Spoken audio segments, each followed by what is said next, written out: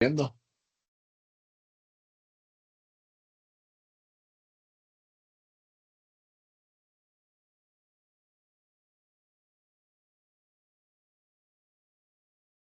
Pues no, Lick, todo ha ido bien, las actividades. Ok. Recuerden que si tienen a llegar problemas por algo, solo háganmelo saber a través del chat del correo. Pueden escribir por WhatsApp o también puede ser por el mismo campus. Recuerden que la siguiente semana es ya la semana final de clases. El examen va a ser el próximo sábado. Y naturalmente las actividades, la última fecha para poder realizar es el próximo viernes. Entonces, para que lo tengan pendiente y que no se les acumule el hecho de estar realizando esas actividades con las clases. Si no tienen otra duda o consulta, entonces procedamos con lo que tenemos para la clase de hoy. Lo que vamos a ver hoy es específicamente la energía de biomasa y la energía geotérmica. De la biomasa nosotros sabemos que es todas aquellas partes del cuerpo que poseen energía. Por ejemplo, sabemos que las plantas, su crecimiento se da a través de la fotosíntesis, ¿verdad? Y en nosotros a través de la digestión. Entonces, a través de esos procesos es como se están almacenando eh, recursos energéticos en nosotros, ¿verdad? Y las fuentes de la biomasa pueden ser de origen vegetal, de origen animal o de origen humano. Entonces, básicamente todo esto está en función a lo que nosotros conocemos como el CO2. Y el CO2, si recordamos, es cuando nosotros respiramos, estamos inhalando oxígeno y cuando exhalamos, lo que liberamos es CO2, ¿verdad? Y el CO2, lo que tenemos que saber es que cumple como una especie de ciclo, ¿verdad? El CO2 en conjunto con la luz solar eh, es lo que permite que los bosques estén creciendo, ¿verdad? Entre más CO2 estén absorbiendo los bosques, como la luz solar, entonces su cuerpo va en aumento. Y posteriormente, cuando se quema o se cambia el uso en algunos suelos, es cuando se está liberando el CO2, ¿verdad? Entonces, si hablamos de biomasa, vamos a decir que es la suma de todos estos elementos que hemos hablado anteriormente, ya sea por cantidad de área o por cantidad de volumen, eh, cómo se han ido acumulando específicamente dichos elementos para la producción de energía.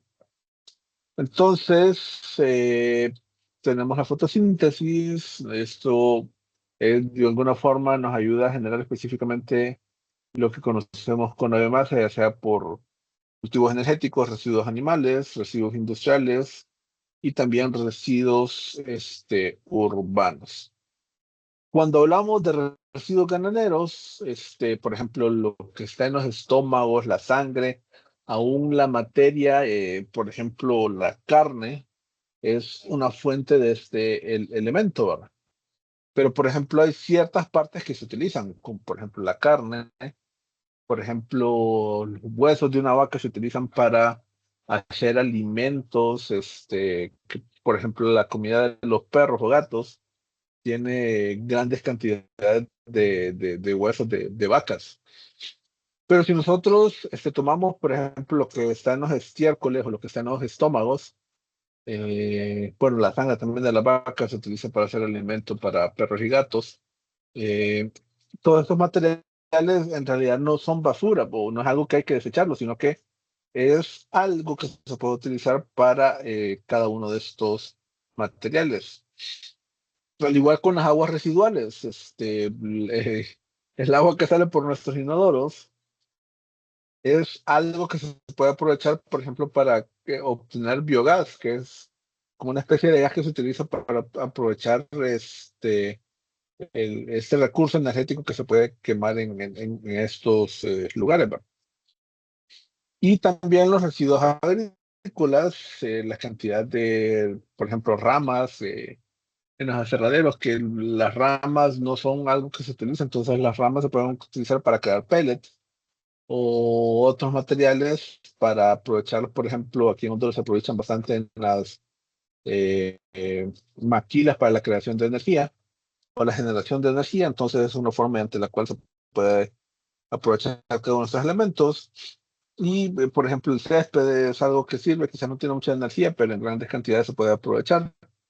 Eh, y dentro de las partes o sólidos urbanos, al menos aquí en Honduras, ahí por donde está eh, por la colonia Alemán o la Monterrey, no me acuerdo muy bien cómo se llama por ahí, hay un centro de tratamiento de aguas. Lastimosamente no está en operación, pero para la producción de biogás, porque el biogás que se obtiene ahí es en porcentajes bajos y no se puede básicamente solo quemar para aprovechar ese lugar. Entonces es una forma que se puede para aprovechar el residuo en cada uno de estos lugares. Pero el asunto es que en cada uno de estos lugares se puede aprovechar estas fuentes de energía a través de lo que son las biomasas. Si hablamos de cultivos energéticos, vamos a tener cuatro tipos. Los tradicionales, como por ejemplo ser la caña de azúcar, la remolacha y el maíz, que el asunto que tienen estos materiales es que estos eh, vegetaciones, por ejemplo, son utilizadas para la alimentación de los seres humanos. Entonces, destinar cantidades de estos para obtener energía es algo que no se observa con buenos ojos, ¿verdad? Es básicamente cambiar el uso y quizás en cierta forma también poner en riesgo lo que es la seguridad alimenticia de cada uno de esos lugares, ¿verdad? Pero a través de esas vegetaciones, la cantidad de energía que se puede obtener es sumamente elevada. También, por ejemplo, lo que son las pitas y los cardos es algo que se puede utilizar para la generación de electricidad, pero para esto se requerirían cantidades sumamente elevadas de estos para poderlos aprovechar. Puede ser de que en algún lugar o en algún sector del país existan, pero o sea, se ocuparía estarlos resembrando y resembrando para estar obteniendo específicamente estos niveles de energía. Al igual con ciertos cultivos acuáticos, por ejemplo, las algas que se pueden aprovechar, pero el problema que tienen estos materiales es que la cantidad de materia sólida que tienen es sumamente reducida. Por ejemplo, si uno analiza lo que están principalmente el volumen de los cuerpos de estos, aproximadamente un 85 hasta un 95% es agua. Y el agua, de esta forma, para aprovecharla a través de biomasa, no es un recurso que se pueda utilizar. Y estos recursos que están acá, como los cultivos óptimos, estos sí poseen elevadas cantidades o representaciones para aprovecharlos de esta forma. Por ejemplo, la higuería, la palma africana, perdón, o la jatrofa, o el piñón. Estos sí tienen altos valores para obtener energía con estos. Por ejemplo, en la mayoría de lugares donde se trabaja para obtener palma africana, para obtener el aceite, tanto los restos, acá en la foto que está a la izquierda, estas materias básicamente le sacan las semillas para obtener el aceite y no se aprovechan. Entonces, lo que han obtenido estos lugares que trabajan la palma africana es que primero instalan este, sistemas para aprovechar el biogás.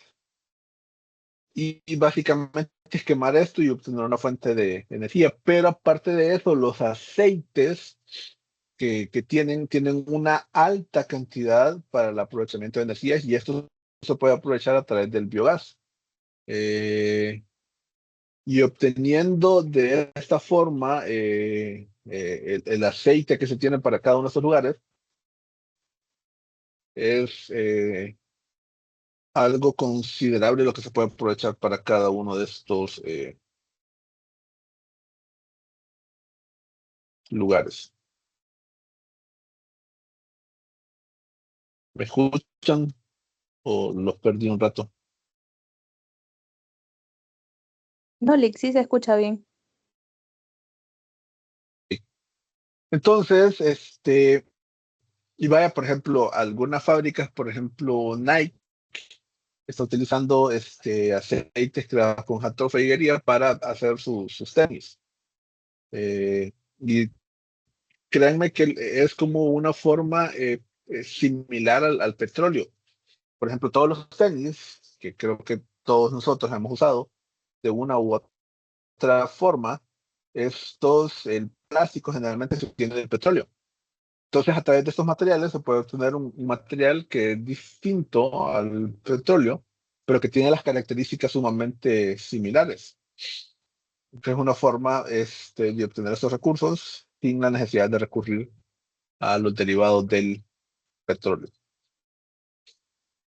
Entonces, para aprovechar la biomasa, específicamente tendríamos que aprovechar maderas, acerrín, paja, semillas, estiércoles, desechos de cerdos, desechos de las propias vacas, aguas residuales y todos esos elementos.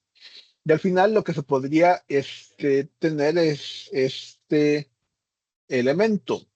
A través de todo lo que mencionaba anteriormente se puede obtener producción térmica o para el uso térmico, es decir, calentar algún fluido para que esté circulando y que, por ejemplo, haga girar una turbina para la producción de energía eléctrica o también para transportes.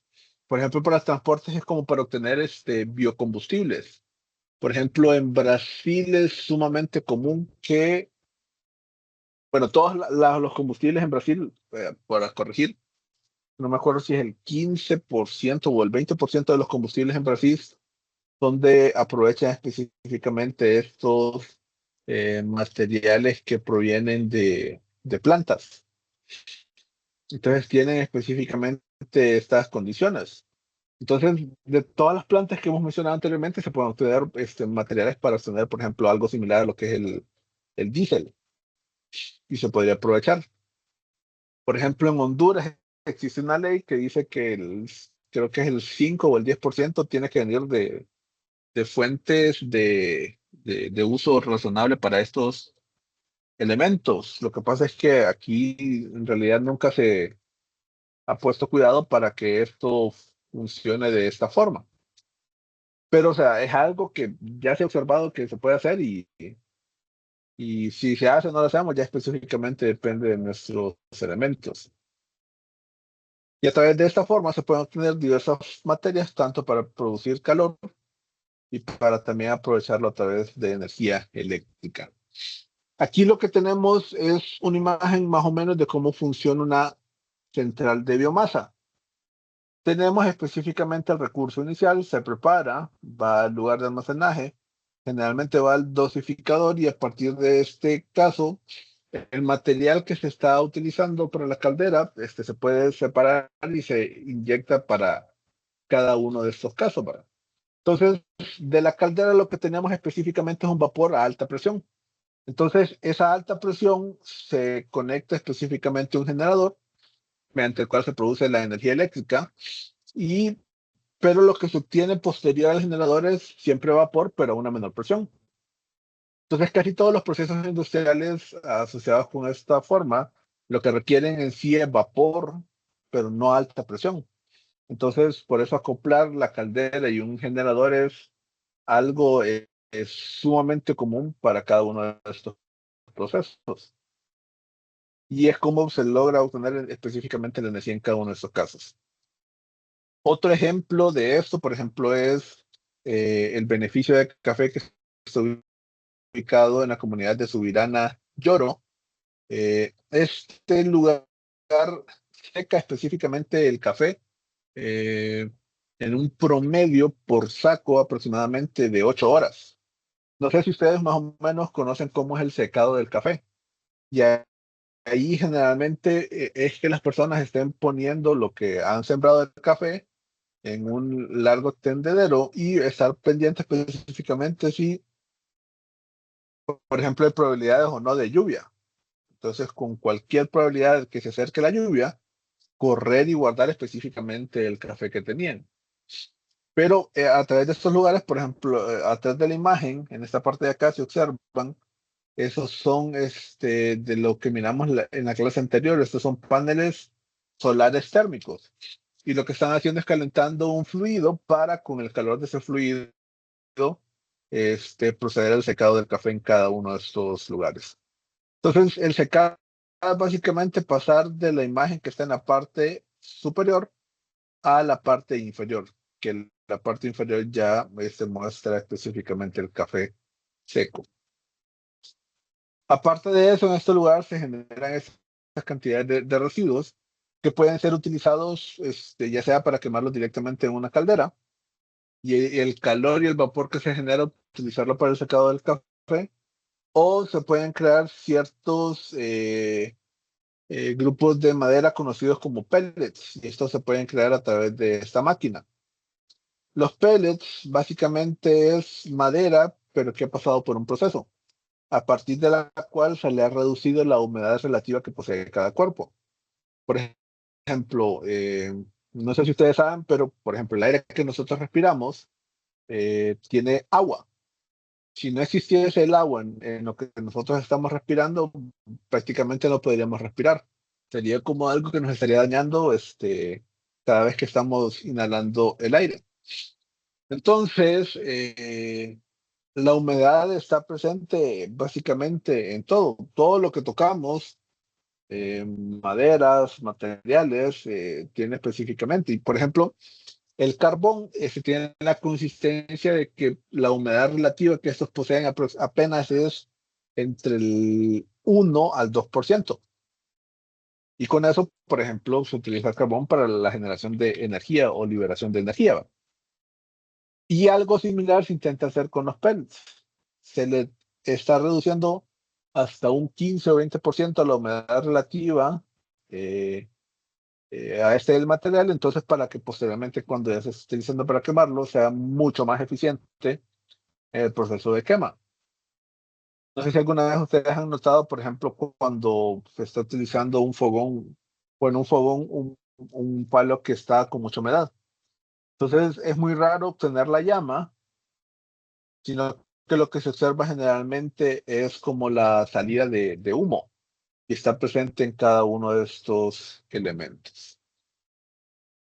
Entonces, si hablamos del potencial de la biomasa, básicamente tenemos de observar que el rendimiento teórico que se tiene es casi a un 5%, es decir, de la cantidad total de energía, una cantidad muy baja es la que se puede aprovechar o generar específicamente para energía que nos pueda ser útil.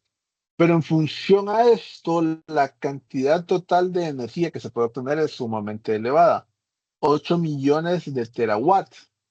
Y para más o menos tener una idea de cuánto es esto, lo que nosotros debemos de saber, por ejemplo, que en Honduras al año, espero no equivocarme, pero se requiere aproximadamente 13 terawatts de energía eléctrica.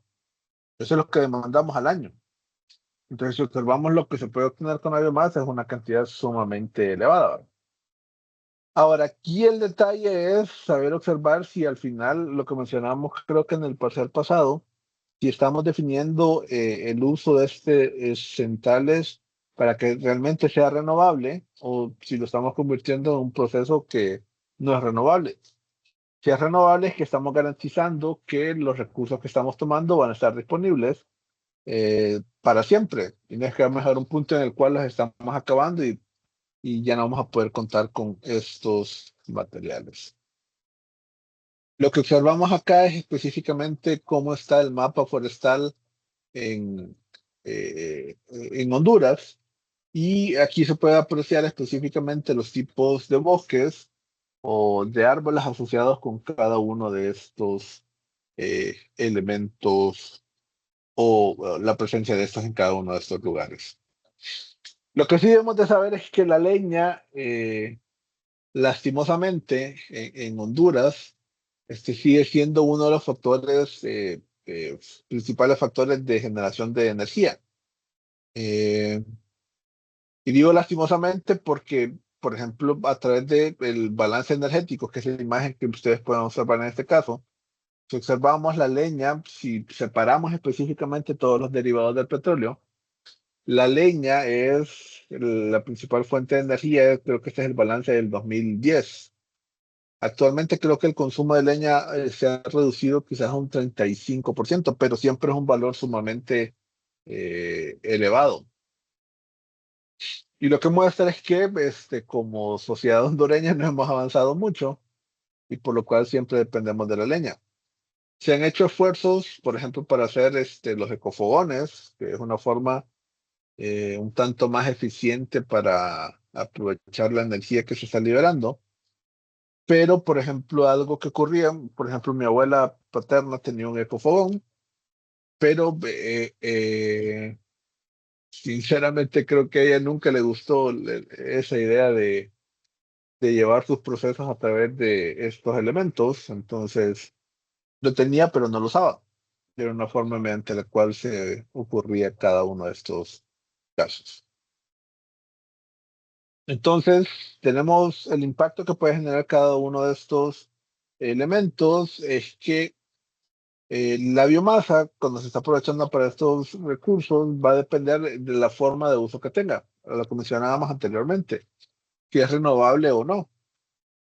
Entonces, si estamos siempre entre el uso de lo que es renovable, entonces estamos bien, pero si estamos agotando el recurso, entonces hay que poner atención con cada uno de estos casos.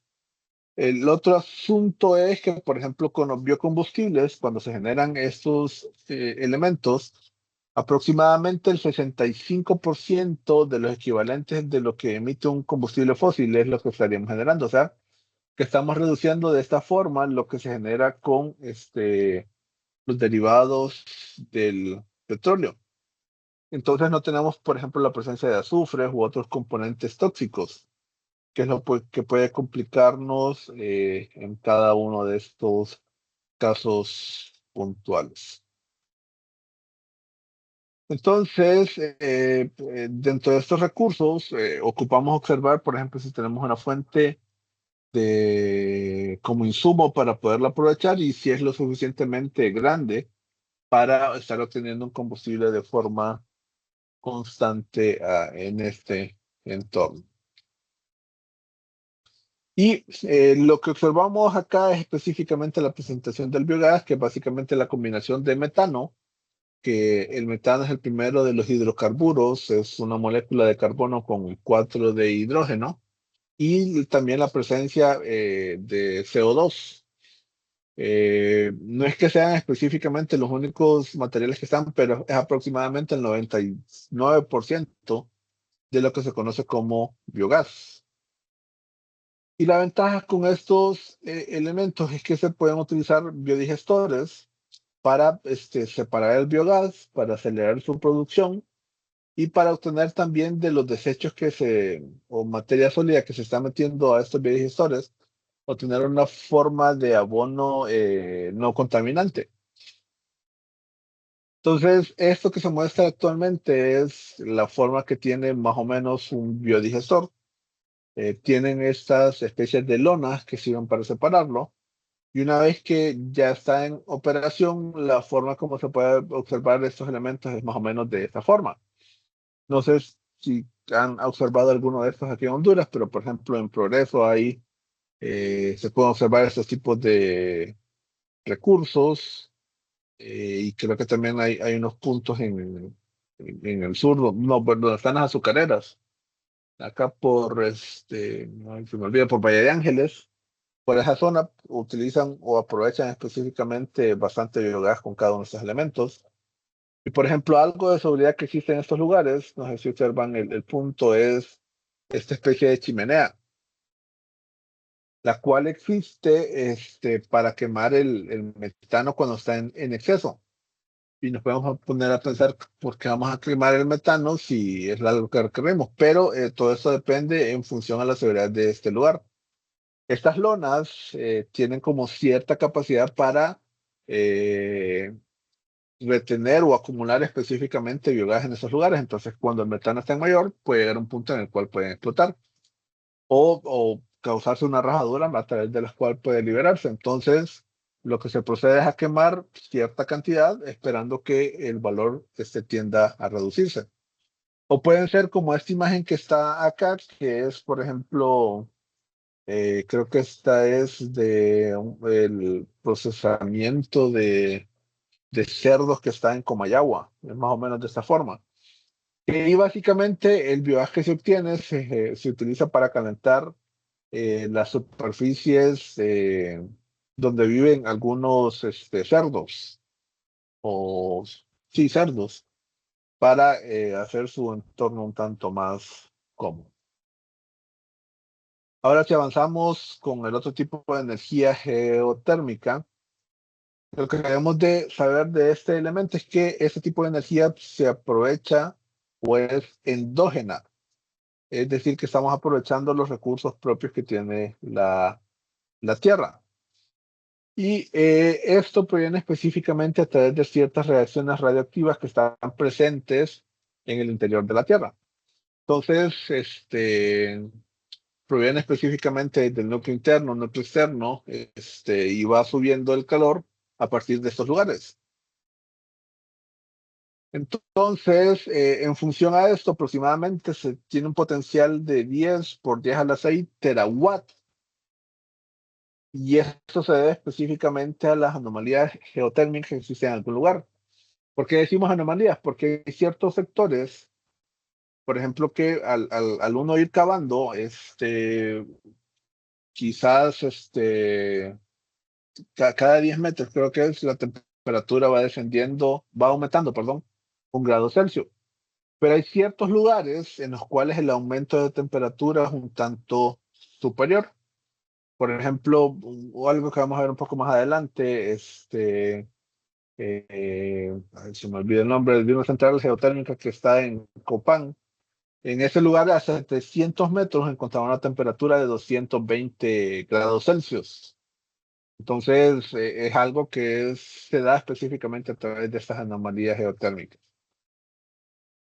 Geo significa tierra y termo calor, o sea, es el calor que proviene específicamente de la tierra. Y algo que debemos de saber es que el núcleo de la Tierra hay una temperatura muy, pero muy superior a la que tenemos nosotros.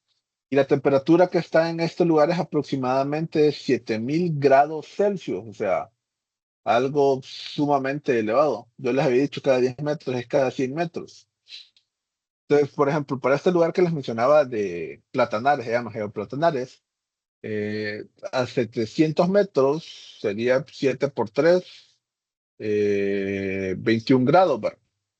Es decir, si suponiendo que la temperatura ambiente fuese de 25, la temperatura ahí hasta ese lugar tendría que ser de 46 grados. Pero gracias a esa anomalía que existe en ese lugar, la temperatura no es de 46, sino que es de 220 grados Celsius. Entonces, esa cantidad de calor sí ya es razonable para aprovecharlo a través de una central de energía geotérmica. Y en función a esto, se hacen ciertas excavaciones para inyectar y sacar el agua y posteriormente el calor se va moviendo a través de las presencias de agua en cada uno de estos elementos. Algo que es sumamente importante con esto es observar los niveles que tiene el agua. Por ejemplo, si hay mucha presencia de materiales pesados, entonces probablemente las tuberías de estos pozos se van a obstruir. Entonces es algo sumamente importante en cada uno de estos lugares observar a los técnicos que estén trabajando, haciendo análisis de las muestras de agua que tienen que hacerlas prácticamente a diario para ir observando cómo están los niveles y de esta forma garantizar de que la tubería, el grosor no se va reduciendo por la acumulación de materiales sólidos, sino que siempre está en una forma más o menos acoplada como se presume que debe estar. Esta imagen, por ejemplo, es una forma como se puede identificar cada uno de estos lugares. Aquí la gran diferencia que se tiene con esto es que, por ejemplo, no es que un solo tubo se inyecta y este se conecta en la parte inferior para que después suba, ¿verdad? sino que son pozos que se hacen. Puede ser uno o varios para extraer y otros para inyectar posteriormente el agua. Y algo que ocurre específicamente en estos lugares es que, por ejemplo, un pozo donde se está inyectando el agua, después con el tiempo quizás puede ser un pozo mediante el cual se puede extraer el agua. Entonces, las zonas de esos lugares se van calentando y de esta forma se van aprovechando cada uno de estos materiales. El potencial de este recurso es aproximadamente unos 30 millones de terawatt. Es decir, si pudiéramos analizar y aprovechar específicamente todos los lugares que ofrecen estas anomalías, eso sería más o menos la potencia que tendríamos de energía. Y todas estas zonas que ustedes observan en rojo son lugares que tienen una mayor presencia sí, presencia o uso aproximado de calor para aprovecharlo de esta forma. Y el asunto acá es que, al igual como cuando hablábamos de las centrales eólicas, no en todos los lugares existen las redes eléctricas para poder extraer el agua. Entonces, si sumamos eso, puede ser un elemento que puede complicar un tanto el aprovechamiento del agua. En la región centroamericana, básicamente tenemos este choque de placas tectónicas, la placa de Cocos, en conjunto con la placa del Caribe. Entonces, en esta zona, específicamente hay gran potencial de centrales geotérmicas. Por ejemplo, Costa Rica y El Salvador, que son los países de Centroamérica que tienen un mayor potencial y que lo están aprovechando para generación de energía.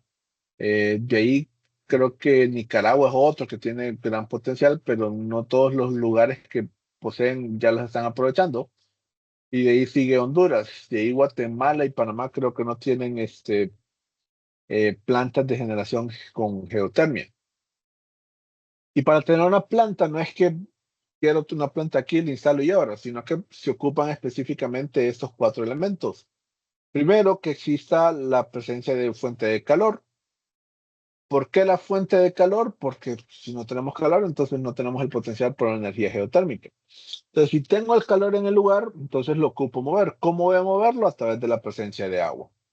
Y no significa que voy a traer agua y la voy a llevar hasta ese lugar, sino que tratar de observar si hay una fuente de recurso también asociada o en ese lugar. Por ejemplo, todos los lugares de aguas geotérmicas o no sé específicamente el otro palabra que les da, o ríos que están a una temperatura superior, son lugares donde aproximadamente están estas valores o estas anomalías geotérmicas para aprovechar dichos elementos.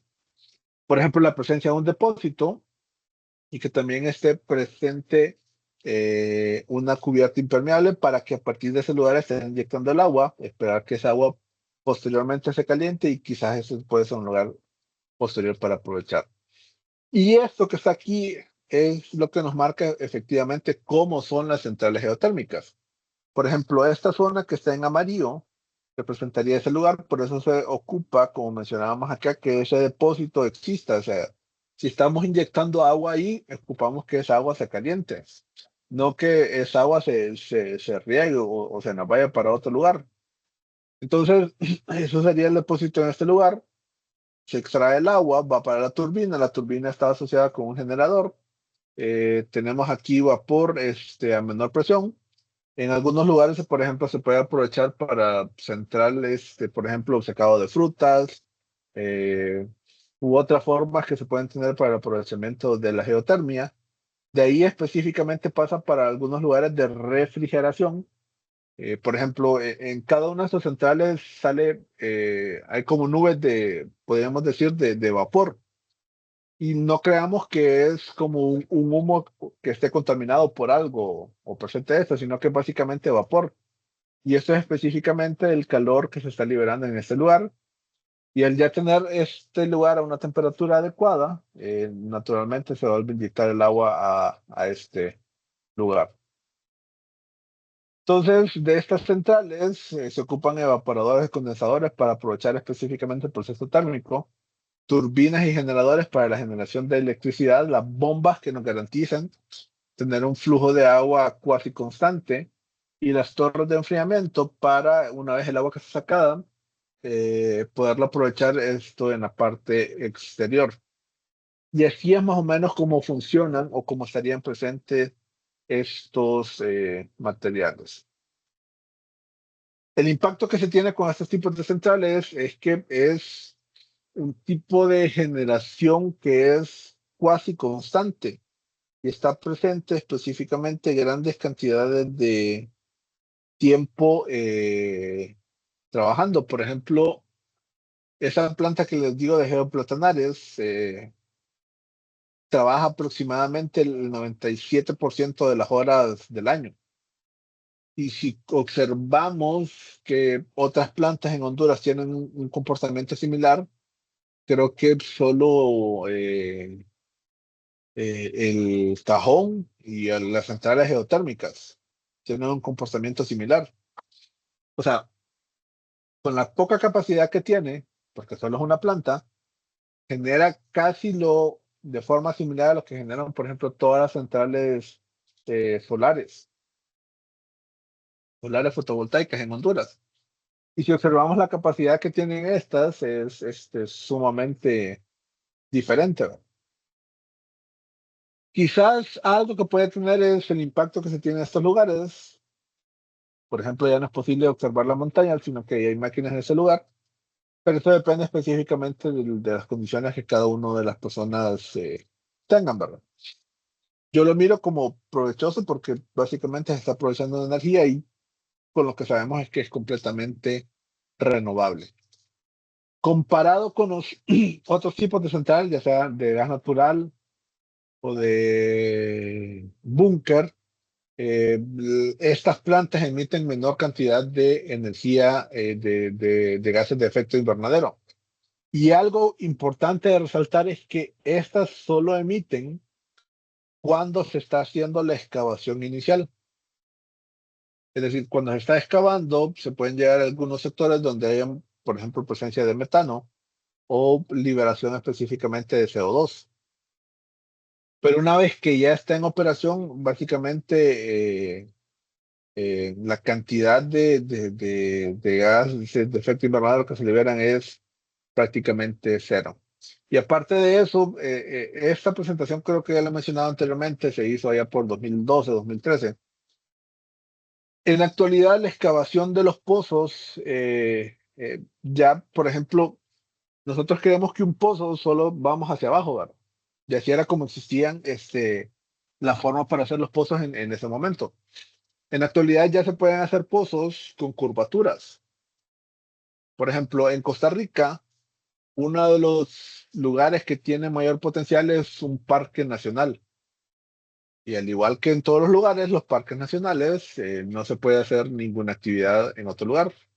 Entonces lo que hizo el ICE, que es casi similar a la NEACAP, solo que quizás allá las personas que trabajan tienen un poco de eh, mayor eficiencia. Lo que hicieron allá es que consiguieron excavaciones teledirigidas. Es decir, la central donde se aprovecha o donde se transforma el calor en electricidad está fuera del parque.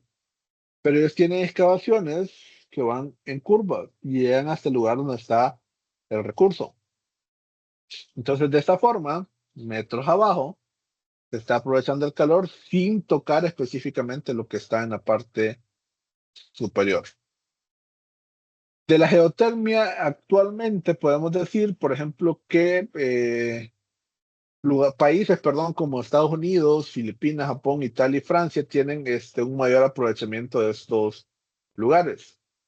Y, por ejemplo, esto es para la generación de energía eléctrica, pero para aprovechar específicamente la presencia de calor a través de las calefacciones, creo que el país que más ha desarrollado la geotermia para este uso es Islandia, un país que está un poco al norte de Inglaterra, pero también está presente, por ejemplo, en Estados Unidos, China, Rusia, Japón y Francia.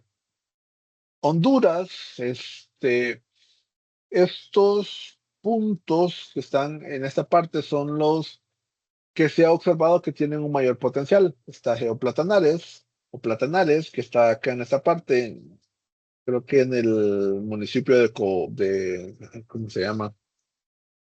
Pero me acuerdo que está en Copán. Pero ya la vamos a ver un poco más adelante, esta es toda la información. Azacualpa, que está acá en Santa Bárbara. El Olivar, que está cercano a San Pedro Sula. San Ignacio, casualmente es un municipio de Francisco Morazán. Sambo Creek, en esta zona. Pavana, que está cercana a la carretera al sur. Y la isla del Tigre, o Amapala, que es el otro lugar que tiene un potencial elevado para aprovechar cada uno de estos lugares. Y si observamos, casi todos los puntos están cercanos a la costa pacífica de estos lugares, ¿verdad?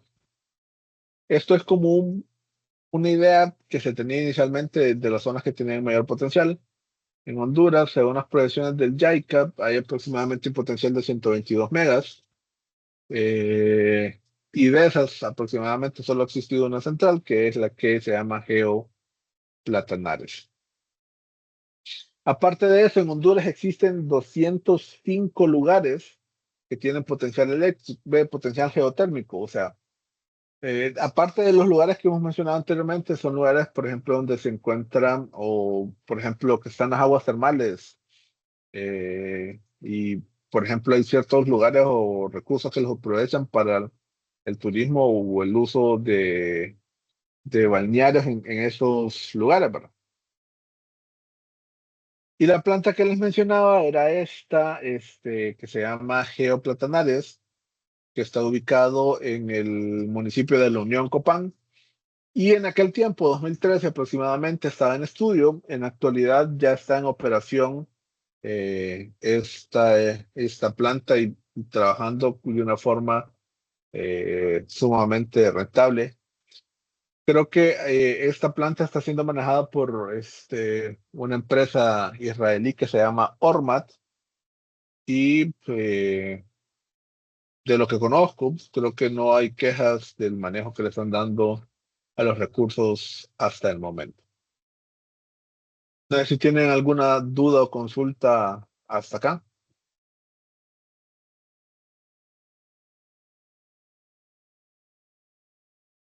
No, Lick.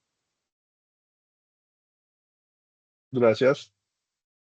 Bueno, entonces quedamos por aquí y nos miramos el próximo miércoles ya para la clase final que miraríamos todos los aprovechamientos que tienen de lo que es la energía que se puede aprovechar del mar.